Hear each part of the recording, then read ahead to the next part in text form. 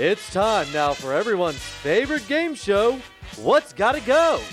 Featuring neatly designed organizer Chris Stone and host Eden Kendall. Welcome to another installment of me trying to get my recently downsized kitchen organized and Chris pulling out every trick in the book to keep me on task. A snow globe in the laundry room. Today's topic, the kitchen junk drawer. Let's start with a test. Which of these belong in a junk drawer? Hinge to a door. No. Thank you notes. No. So neither? Neither. If this surprised you, join the club.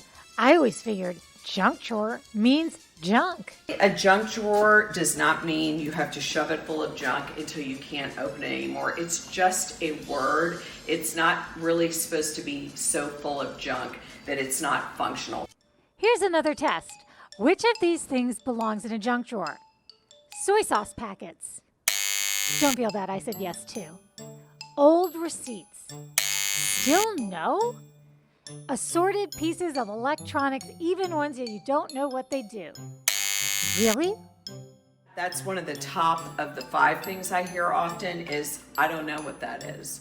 So people keep things, they have no idea what they go to, what they're for. So these are items that we're definitely gonna purge. Like every job Chris does, it comes down to these things. Purge, especially duplicates. I do agree scissors need to go in a junk drawer, but 4 scissors, I don't think so.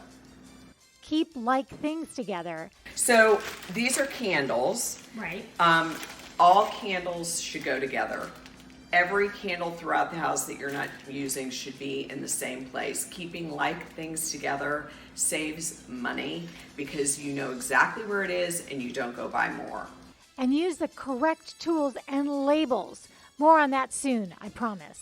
Okay, so now that it's emptied, I'm gonna clean the drawer and then we're gonna start putting some drawer inserts in here so it looks neat and organized and you're able to find everything you need when you need it.